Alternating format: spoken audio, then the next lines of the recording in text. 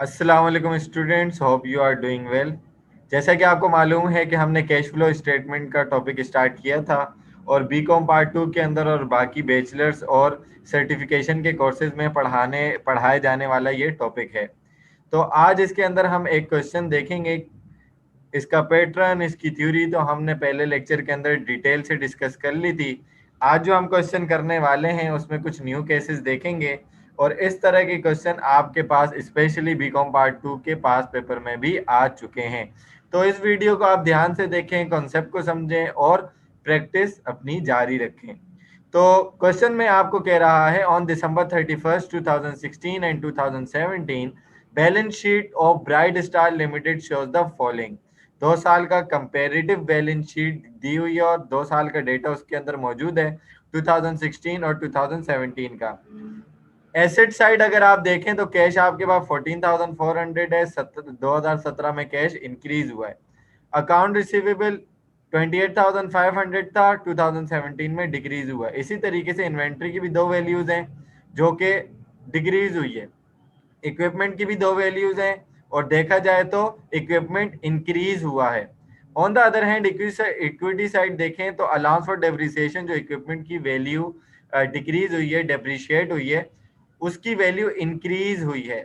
Accounts payable decrease हुआ है। Mortgage payable long term liability है, वो भी डिक्रीज हुई है। शेयर्स कैपिटल जो है 75 था, 92 हुआ, वो इंक्रीज हुआ है। शेयर प्रीमियम यानी कि आपने ज्यादा वैल्यू का शेयर बेचा पार वैल्यू से 2016 में, 2016 में कोई भी वैल्यू नहीं थी उसकी, 2017 में 7,500 उसकी वैल्यू मौजूद है। रिटेन अर्निंग 36,900 थी, 50,100 हो गई। रिटेन अर्निंग इंक्रीज हुआ, इसका मतलब क्या हुआ कि आपको इनकम हुई होगी। तो दोनों साइड का टोटल भी गिवन है। एडिशनल इंफॉर्मेशन में आपको कह रहा है, a fully depreciated equipment that cost rupees 2,400 was discarded and related accounts were closed। एक इक्विपमेंट था जो कि टोटली डेप्रिशिएट हो चुका था। उसकी कॉस्ट कितनी थी? 2,400 की। आपने उसको डिस्कार्ड किया और उससे रिलेटेड जो भी अकाउंट थे वो क्लोज किए। इसका मतलब क्या हुआ कि आपने अलाउंस फॉर डेप्रिसिएशन को या डेप्रिसिएशन एक्सपेंस को और इक्विपमेंट के अकाउंट को डायरेक्टली कैश फ्लो स्टेटमेंट में रिपोर्ट नहीं करना। डिफरेंसेस है, पहले एडजस्टमेंट करनी पड़ेगी, वर्किंग करनी पड़ेगी, उसके बाद जाकर जो फाइनल फिगर आएगा वो हमने वहां पर रिपोर्ट करना है। उसके बाद आपको कह रहे हैं कि नंबर 2 एडिशनल इंफॉर्मेशन में, that is cash dividend of ₹12,000 work declared, ऐलान भी कर दिया गया कि हम देंगे, एंड पेड और पेड भी कर दिए गए। रिक्वायर्ड में कह रहा है, prepare a cash flow statement showing operating, investing and financing activities. तो आपने कैश फ्लो स्टेटमेंट बनानी है। अच्छा, अब आपको ये बात मालूम है कि बीकॉम पार्ट 2 के अंदर आप जो कैश फ्लो स्टेटमेंट बनाते हैं वो इनडायरेक्ट मेथड से बनाते हैं। और इनडायरेक्ट मेथड जो मेथड है उसमें जो आप स्टार्ट करते हैं वर्किंग, वो नेट इनकम से करते हैं और यहाँ पर नेट इनकम गिवन नहीं है। तो जब नेट इनकम गिवन नहीं होती है तो आप क्या करते हैं, दोनों रिटेन्ड अर्निंग का जो बैलेंस है उसको आपस में माइनस करवा लेते हैं। ये जो आपके पास 2017 की रिटेन अर्निंग है, ये क्लोजिंग है। 2017 का आखिर है तो ये क्लोजिंग है, और ये 2017 का ओपनिंग है 36,900, तो इसको माइनस करवा देंगे। और जो भी अप्रोप्रिएशंस होगी, कैश डिविडेंड है या आपने रिटेन अर्निंग से कोई भी चीज पे की है, तो वो आप एड बैक करवा दोगे। क्योंकि रिवर्स वर्किंग कर रहे हैं, नेट इनकम मालूम कर रहे हैं, तो आपको यहाँ पर एड बैक करवाना होगा। तो सबसे पहले हमारा यहाँ पर काम क्या है कि हम कंप्यूटेशन फॉर नेट इनकम करेंगे, अपनी पहली वर्किंग को स्टार्ट करेंगे। तो जैसा कि मैंने बताया कि रिटेन अर्निंग आपकी आएगी क्लोजिंग वाली, यानी कि 2017 वाली। यहाँ पर मैं आगे मेंशन कर भी देता हूँ 2017, या आप क्लोजिंग लिख लें। और इसकी अमाउंट आपके पास कितनी थी? 50,100 मौजूद थी। इसमें से आप लेस करवा देते हैं, क्या लेस करवा देते हैं? आप लेस करवा देते हैं रिटेन अर्निंग ओपनिंग, जो 16 का क्लोजिंग था और 17 का ओपनिंग है। रिटेन अर्निंग ओपनिंग ये हमने लिख दिया 2016 वाली। ठीक है जी। या इसको आप ओपनिंग लिखते हैं, और इसकी अमाउंट आपके पास जनाब थी 36,900 रुपीज, 36,900 रुपीज। तो जब आपने माइनस किया तो आपके पास जो फिगर आया वो था 13,200 रुपीज। 13,200 रुपीज आपके पास आ चुका है। अप्रोप्रिएशंस के अंदर सिर्फ और सिर्फ आपके पास कैश डिविडेंड था, आप उसको एड बैक करवा देंगे, और कैश डिविडेंड की जो अमाउंट थी वो 12,000 थी। कैश डिविडेंड आपने ऐड करवाया 12,000। इसी के साथ आपकी जो अमाउंट आई, किस चीज की अमाउंट आई, आपकी इस साल की इनकम की, क्योंकि आपने देखा रिटेन अर्निंग का जो फिगर था वो 2016 के अंदर कितना आया था 36,900, और 2017 के आखिर में कितना हुआ 50,100। तो जाहिर सी बात है कि वैल्यू इसकी इंक्रीज हुई होगी नेट इनकम की। तो नेट इनकम आपके पास है 25,200। तो ये आपकी नेट इनकम आ गई, आपकी कैश फ्लो स्टेटमेंट का पहला रिक्वायर्ड पूरा हो चुका है। तो यहाँ पर आप क्या करेंगे, कैश फ्लो स्टेटमेंट के अंदर सबसे पहले जो नेट इनकम है उसको आप रिपोर्ट करना चाहें तो आप रिपोर्ट कर सकते हैं। Net income is equal to, यहाँ पर आप सेकंड कॉलम के अंदर आ जाएं और अपनी नेट इनकम को रिपोर्ट कर दें। 25,200 को 25,200 आपने रिपोर्ट कर दिया, ठीक है जी। और इसके बाद आप बाकी वर्किंग करना स्टार्ट करेंगे। अब जैसा कि मैंने आपको क्या बात बोली थी, मैंने आपको ये बात बोली थी कि यहाँ पर फुली डेप्रिशिएटेड एसेट है तो कुछ वर्किंग्स होंगी। तो सबसे पहले आप इक्विपमेंट का टी अकाउंट बना लें, ताकि आपको ये पता लग जाए कि इस साल के अंदर आपके पास बेसिकली जो इक्विपमेंट है वो कितने का आया, कितने का बेचा, और उसके ऊपर डेप्रिसिएशन कितना लगा, और कौन सी वैल्यू आपकी रिपोर्ट होने वाली है। तो ये मैंने टी अकाउंट बॉक्स की शेप में बनाया है। डेबिट साइड इक्विपमेंट एसेट है, डेबिट साइड का मतलब एसेट बढ़ेगा, क्रेडिट साइड कम होगा, ठीक है जी। तो यहाँ पर हम अपने इक्विपमेंट की ओपनिंग लिखेंगे। हमारे इक्विपमेंट की जो ओपनिंग वैल्यू थी वो थी 72,000, यानी कि साल के शुरू में हमारे पास जो एसेट था, इक्विपमेंट था, वो 72,000 का था। इसी तरीके से अगर हम इसकी क्लोजिंग देखें तो क्लोजिंग हमारे पास हमारे इक्विपमेंट की जो थी वो क्या थी, वो थी 90,300 रुपीज, 90,300 रुपीज। अच्छा जी, इससे डायरेक्ट हम बैलेंस नहीं निकाल सकते, हमें ये बात मालूम है कि हमने क्या किया था। ऊपर देख लें एडजस्टमेंट में कि 2,400 रुपीज का जो एसेट था, इक्विपमेंट था, वो हमने डिस्कार्ड किए, बेचा। इसका मतलब क्या हुआ, जब डिस्कार्ड किया तो एंट्री क्या बनाते हैं, फुली डेप्रिशिएट था, सोल्ड आउट तो हुआ नहीं होगा और सोल्ड आउट की इंफॉर्मेशन भी नहीं दी हुई होगी।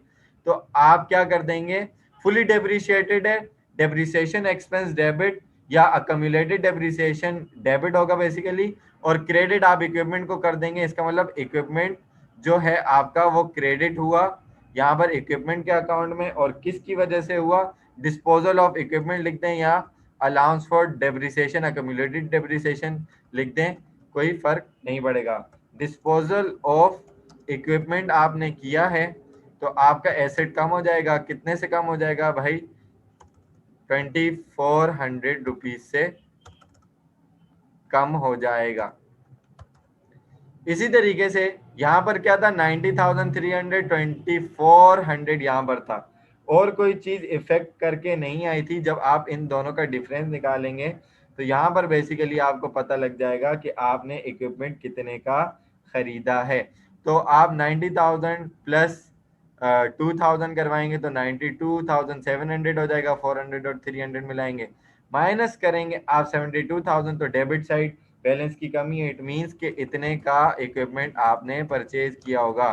तो purchase of equipment, purchase of equipment, और जो आपके पास डिफरेंस आया है जनाब इसका, वो है 20,700 रुपीज। तो इन दोनों साइड्स को अगर हम टोटल कर दें तो हमारे पास जो वैल्यू आ जाएगी, यानी कि जो आप टी अकाउंट के अंदर दोनों साइड टोटल करके आमने सामने लिख रहे होते हैं, वो आएगी 92,000 700 रुपीज। दूसरी साइड पर भी आपके पास यही अमाउंट आ रही होगी और इसको आप लिखेंगे 92,700 रुपीज, 92,700 रुपीज। तो ये आपके पास अमाउंट जनाब आ चुका है। और इस वाली अमाउंट को यानी कि परचेज ऑफ इक्विपमेंट वाली अमाउंट को हमने बाकायदा रिकॉर्ड करना है। कहाँ रिकॉर्ड करने? कैश फ्लो स्टेटमेंट में। अब खरीदा है तो देखेंगे कि कौन से वाले पार्ट में जाएगा। उसके बाद हम वर्किंग 3 में ये भी करके देख लेते हैं कि हमें अपने हमारा जो इक्विपमेंट था उसको बेचा हमने, उसके ऊपर हमें गेन हुआ है या लॉस हुआ है। तो यहाँ पर हम लिखते हैं कंप्यूटेशन फॉर गेन और लॉस ऑन इक्विपमेंट। तो नीचे आ जाते हैं। हमें मालूम है कि हमारे इक्विपमेंट की कॉस्ट कितनी थी। हमारे इक्विपमेंट की जनाब कॉस्ट थी 2400 रुपीज। हमने इसमें से लेस करवाया, क्या लेस करवाया? हमने इसमें से लेस करवाया अलाउंस फॉर या अकम्युलेटेड डेप्रिसिएशन। उसने बोला पूरा डेप्रिशिएट हो चुका था, इसका मतलब 2400 माइनस 2400। तो जब हमने इसको माइनस किया तो हमारे पास जो बैलेंस आया बेसिकली वो कितना आएगा? वो ना बुक वैल्यू आती है सबसे पहले, जो आप बीकॉम पार्ट 1 में भी पढ़कर आते हो। बुक वैल्यू क्या आ जाएगी? बुक वैल्यू तो जीरो आ जाएगी। जब बुक वैल्यू ही जीरो आ गई और कुछ बचा नहीं तो इसका मतलब क्या हुआ? ना प्रॉफिट है और ना ही लॉस है। ठीक है जी। उसके बाद हम अलाउंस फॉर डेप्रिसिएशन का टी अकाउंट बनाएंगे और उसके अंदर देखेंगे कि बेसिकली हमें कितने का डेप्रिसिएशन एक्सपेंस इस साल रिकॉर्ड करना है। कहाँ पर? कैश फ्लो स्टेटमेंट में। आपको ये बात मालूम है कि allowance for depreciation Contra asset account है और उसका ओपनिंग बैलेंस जो होता है वो क्रेडिट साइड पर होता है। तो हम लिखेंगे ओपनिंग बैलेंस, और ओपनिंग बैलेंस हमारे पास इसका था 14,400 रुपीज और क्लोजिंग बैलेंस जो हमारे पास था वो 18,300 रुपीज था, जो कि हम दूसरी साइड पर लिख देंगे, यहाँ पर लिख देंगे 18,300 रुपीज हम यहाँ क्लोजिंग साइड पर लिख देंगे। अब आपको ये बात मालूम है कि हमारे पास जो डेप्रिसिएशन था, जो एसेट हमने 2400 का बेचा, उसकी एंट्री हमने क्या बनाई होगी? अकम्युलेटेड डेप्रिसिएशन डेबिट और एसेट क्रेडिट यानी कि इक्विपमेंट क्रेडिट। तो वो अकम्युलेटेड डेप्रिसिएशन इक्विपमेंट की वजह से डेबिट हुआ, तो हम यहाँ पर इसको डेबिट कर देंगे इक्विपमेंट की वजह से। जो आपका अकम्युलेटेड डेप्रिसिएशन है 2400 का, वो डेबिट हुआ और कोई चीज नहीं हुई। तो क्रेडिट साइड 1400 400 और 2400 प्लस 18,300। तो ये साइड ज्यादा है, डेबिट साइड। इसमें से क्रेडिट साइड को जब आप माइनस करवाएंगे तो यहाँ पर, कहाँ पर? क्रेडिट साइड पर आपके पास एक बैलेंसिंग फिगर आ जाएगा जिसको हम क्या कहेंगे? Depreciation expense. डेप्रिसिएशन एक्सपेंस कौन सा? इस साल का। और 18 और 20,700 में से 14,400 आप माइनस करेंगे तो 6,300 आपका बैलेंस आ जाएगा इस साल का डेप्रिसिएशन का। और फिर हम इसके बाद इसकी दोनों साइड को टोटल करके क्लोज करें तो हमारे पास इसका जो टोटल आ जाता है वो कितना आ गया था? वो आ गया था 20,700 रुपीज। और दूसरी साइड भी करें तो 20,700 रुपीज आपके पास आ गया था। तो ये जो हमारी वर्किंग थी वो सारी हो चुकी हैं। इसके बाद हम कैश फ्लो स्टेटमेंट की तरफ चलते हैं और उसमें फिगर्स पुट करना स्टार्ट करते हैं। ये बात आपको अच्छे से मालूम है कि आप कैश को यहाँ पर रिकॉर्ड नहीं करते हैं, आखिर में रिकॉर्ड करते हैं ताकि आपका आंसर मैच हो सके। कैश फ्लो स्टेटमेंट जब आप बनाते हैं तो ओनर का नाम Bright Star limited, cash flow statement for the year ended December 31 2017। और उसके बाद आपके पास तीन टाइप की एक्टिविटीज होती हैं। ऑपरेटिंग एक्टिविटी आपकी स्टार्ट होती है नेट इनकम से। नेट इनकम आपने निकाल ली 25,200 आपने लिख लिया। उसके बाद आप ऐड बैक करवाते हैं non cash item. Non cash item के अंदर यहाँ पर जनाब सिर्फ और सिर्फ आपके पास क्या था, डेप्रिसिएशन एक्सपेंस, और उसका भी हमने बैलेंसिंग फिगर निकाला, यहाँ लिख देते हैं डेप्रिसिएशन एक्सपेंस, क्योंकि नेट इनकम स्टेटमेंट में ये होता है लेस, तो यहाँ आप करवा देंगे एड बैक। और जो हमने बैलेंसिंग फिगर निकाला वो था 6,300 रुपीज। तो जब हम इसको ऐड करवा देंगे तो हमारे पास और कोई चीज है तो नहीं, तो इसको हम कहेंगे ऑपरेटिंग इनकम। हमारी ऑपरेटिंग इनकम आ चुकी है, इसको हमने ऐड करवाया तो हमारी ऑपरेटिंग इनकम बेसिकली जो है वो आ गई 31,500 रुपीज। ये हमारी ऑपरेटिंग इनकम है जो कि आपने ऐड करवाया है नेट इनकम के अंदर डेप्रिसिएशन एक्सपेंस को, उसी का ये रिजल्ट है। इसके बाद आपने चेंजेस इन वर्किंग कैपिटल को रिकॉर्ड करना है, यानी कि करंट एसेट और करंट लायबिलिटीज एक्सेप्ट आपके कैश के। तो अगर क्वेश्चन के अंदर देखा जाए तो आपके पास सबसे पहले अकाउंट रिसीवेबल था, अकाउंट रिसीवेबल डिक्रीज हो रहा था, और आपको ये बात मैं बता चुका हूं कि जब करंट एसेट, ये यहाँ पर मैं ऊपर आपको दोबारा से बता देता हूँ क्वेश्चन के अंदर, कि करंट एसेट है ये डिक्रीज हो रहा है, करंट एसेट डिक्रीज होता है तो आप ऐड करवाते हैं। इसका मतलब क्या हुआ कि 28,500 आपने कलेक्शन करनी थी, अब 25,500 हो गई। इसका मतलब जो बीच का डिफरेंस है 3,000 का, वो आपने वो आपने कलेक्ट कर लिया होगा, यानी कि कैश आ गया होगा। ठीक है जी, तो इस तरीके से आपने करना है। वैसे ही मर्चेंडाइज इन्वेंट्री 99,600 की थी, अब 97,500 की हो गई, कम हो गई, इसका मतलब सोल्ड आउट कर दी, कैश आ गया। इक्विपमेंट तो फिक्स एसेट की बात करेंगे, करंट लायबिलिटीज की बात करें तो 58,200 था, 50,400 हो गया, इसका मतलब आपने अकाउंट पेबल पे किया है और कैश आपका कम हुआ है। तो करंट लायबिलिटी जब आप पे करते हैं तो कैश कम होता है, तो आप उसको कैश फ्लो स्टेटमेंट में से लेस करवा देते हैं। तो सबसे पहले यहाँ पर अकाउंट रिसीवेबल डिक्रीज हुआ है, तो हम लिखेंगे decrease in accounts receivable. Account receivable decrease हुआ है जनाब, account receivable current asset decrease होते हैं तो हम ऐड करते हैं, 3,000 से डिक्रीज हुआ है। उसी के बाद हमारी मर्चेंडाइज इन्वेंट्री भी डिक्रीज हुई थी, तो हम लिखेंगे decrease in merchandise. Decrease in merchandise आपके पास कितनी डिक्रीज हुई थी, 2,100 आपके पास डिक्रीज हुई थी। इसी के बाद आपके पास इंक्रीज नहीं हुआ था कुछ भी, और डिक्रीज हुआ था अकाउंट्स पेबल, और कोई करंट एसेट भी मौजूद नहीं है। तो करंट लायबिलिटी डिक्रीज होने का मतलब क्या है कि आपने कैश पे आउट किया होगा, डिक्रीज इन अकाउंट्स पेबल। तो अकाउंट्स पेबल आपने लिख दिया, डिक्रीज कितना हुआ था, जो आपके पास चेंज आएगा, जो चेंज होगा वही आपने मालूम करना है, दैट इज -7,800 रुपीज। तो जब इसको आप कैलकुलेट करेंगे 3,000 प्लस 2,100 5,100 हो गया, माइनस किया 7,800 को, तो आपके पास ये आ जाएगा net changes in working capital. यहाँ पर आप लिख देंगे net changes in working capital. Working capital के अंदर आपके पास जो चेंजेस आई हैं, माइनस का फिगर ज्यादा है तो माइनस के अंदर आपके पास आंसर आया -2,700 रुपीज।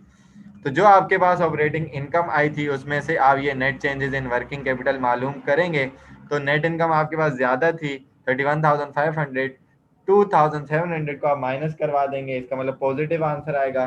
पॉजिटिव आंसर का मतलब क्या है कि आपने ऑपरेटिंग एक्टिविटीज से कैश जनरेट किया है, और आप यहाँ पर लिख देंगे cash generated from operating activities. और कितना जनरेट किया आपने, माइनस किया 28,800, आपका आंसर आ चुका है। और ये आपका पहला आंसर है, इसको मैं ब्रैकेट के अंदर यूं 1 करके लिख देता हूं कि ये आपका पहला आंसर है, क्योंकि आपने आखिर में क्या करना होता है, ऑपरेटिंग एक्टिविटी का फाइनल आंसर, इन्वेस्टिंग का फाइनल आंसर और फाइनेंसिंग का फाइनल आंसर प्लस माइनस करना होता है। तो जो चेंज कैश के अंदर आता है वही आपका फाइनली आंसर आता है। क्योंकि आप क्वेश्चन के अंदर देख सकते हैं, मैं आपको क्वेश्चन दिखाता हूं कि क्वेश्चन के अंदर जो आपके पास कैश था वो 14,400 2016 में था, और 21,000 आपके पास कहां पर है, 2017 पर है। इसको अगर हम माइनस करवाएं तो 6,600 का आपके पास कैश इंक्रीज हुआ है। तो आपको आंसर पहले से पता है, ठीक है, आपको आंसर पहले से मालूम है, और यही आंसर आखिर में आएगा। आप देख लीजिएगा, पहले से आप देखकर लिख लें, 6,600 आपके पास आंसर आने वाला है। तो पहली एक्टिविटी का आपके पास आंसर आ चुका है। पहली एक्टिविटी क्या थी, ऑपरेटिंग एक्टिविटी, 28,800 का उसने रिजल्ट दिया।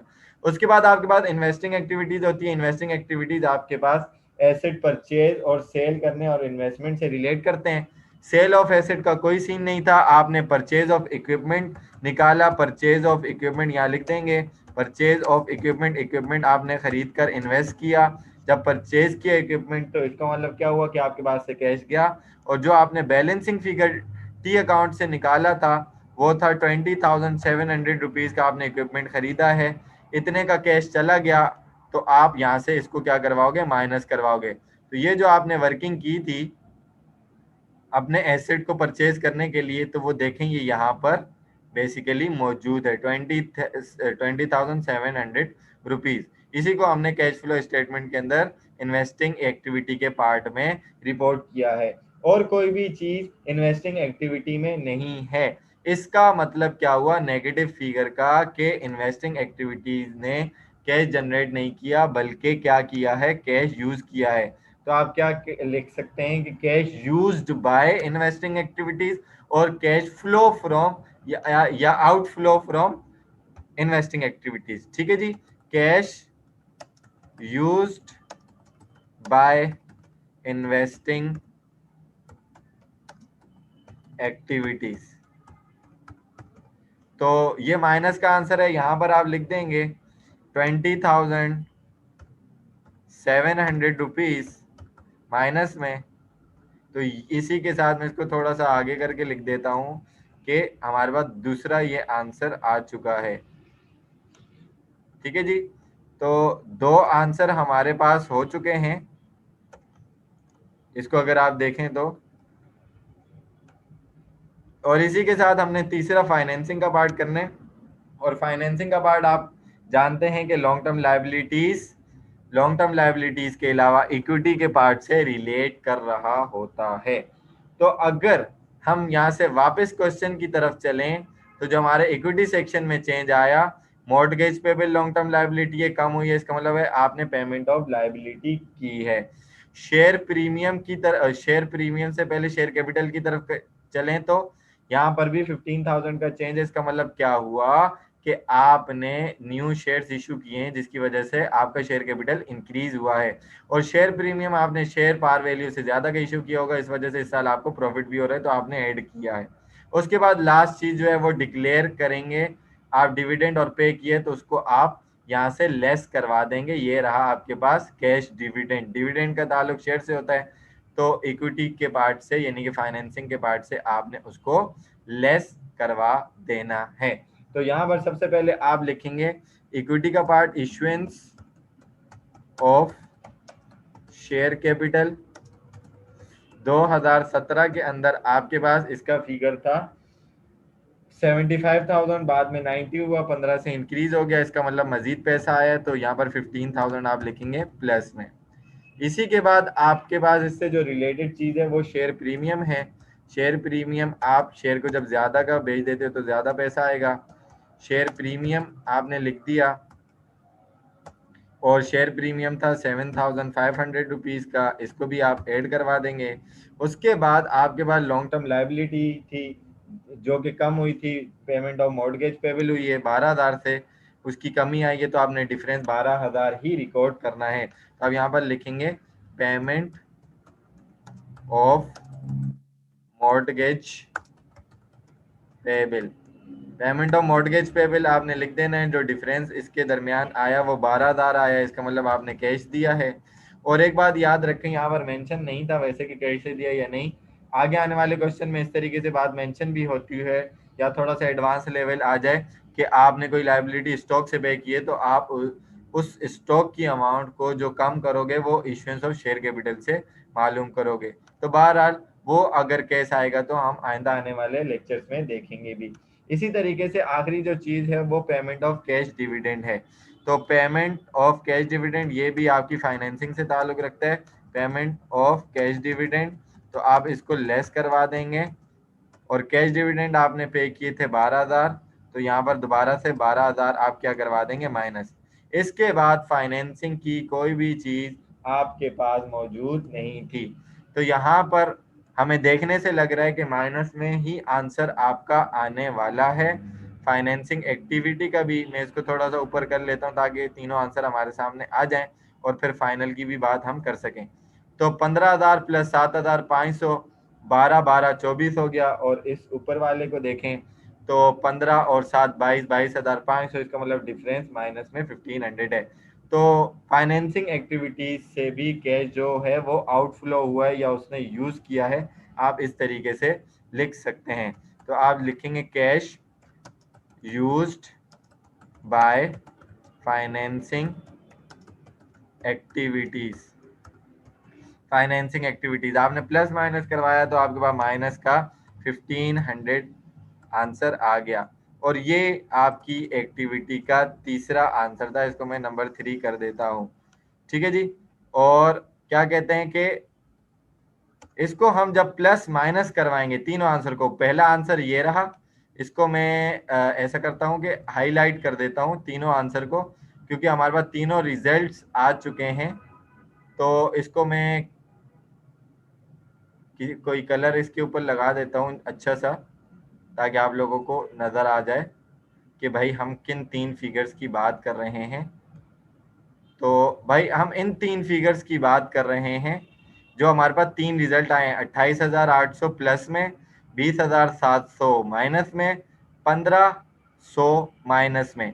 इन तीनों फिगर्स को जनाब आपने प्लस माइनस जब करना है तो आपके पास आंसर आ जाएगा 20,000 और 1,000 21,000, 21,700, 21,700 और 500 जब आप करेंगे तो आपके पास आ जाएगा 22,000, 22,200 आ जाएगा। और उसको 28,800 में से माइनस करेंगे तो आपके पास पॉजिटिव आंसर आएगा, जिसको क्या कहेंगे, नेट इंक्रीज इन कैश। क्या आपका कैश इंक्रीज हुआ है? हमने पहले ही ऊपर बात की थी कि हमारा कैश इंक्रीज हुआ है, पहले ही हमें आंसर पता चल चुका था। और कैश फ्लो की सबसे अच्छी बात ही यही है कि हमें इसका आंसर मालूम पहले से ही हो जाता है। तो नेट इंक्रीज इन कैश कितना इंक्रीज हुआ भाई?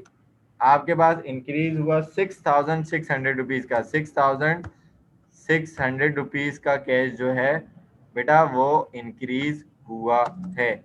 तो ये आपका आंसर आ गया। इसके बाद आप क्या कर लें, इसके अंदर आप